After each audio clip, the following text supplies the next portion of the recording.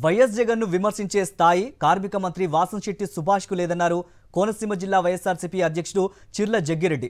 మంత్రి పదవి తీసేస్తారేమోననే భయంతోనే విమర్శలు చేస్తున్నారని మండిపడ్డారు. విశాఖలో 99 పైసలకు కారు చౌకగా భూములు అమ్మేస్తున్న చంద్రబాబుకు మతిస్థిమితం ఉందో లేదో మంత్రి గమనించాలన్నారు. సచివాలయం పేరుతో మళ్లీ దోపిడీకి దిగుతున్నారని విమర్శించారు చిర్ల జగ్గిరెడ్డి. సద్విమర్శ చేస్తే జగన్మోహన్ రెడ్డి గారు జీర్ణించుకోలేరు, స్వాగతించలేరు అని ఇవాళ మేము అడుగుతున్నాం. మీరు ఈ ప్రాంతానికి మంత్రి ఉన్న, ఈ ప్రాంతం నుంచి మంత్రిగా ఉన్న మీరు క్యాబినెట్ లో చంద్రబాబు నాయుడు గారి పక్కన కూర్చుంటున్నారు కదా. ఆయన మొన్న ఎన్నికల ముందు బీసీ సోదరులకి 55 సంవత్సరాల వయసు దాటితే పెన్షన్ ఇస్తానని చెప్పారు. మరి ఇప్పటికీ 11 నెలల పైన దాటుతుంది.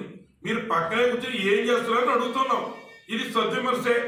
ఈ విమర్శకి సమాధానం మీరు రేపు క్యాబినెట్ లో చంద్రబాబు నాయుడు గారిని మీ మాట వింటే చెప్పి ఎప్పుడు లోపిస్తారో చెప్పించాలని చెప్పి సందర్భంగా మేము కోరుతున్నాం. అలాగే వరుస భూములు ఏదైతే మరి 1 ఎకరా భూమి మతిస్థిమితులు లేనుడే 99 పైసలకి అమ్మేస్తాడు.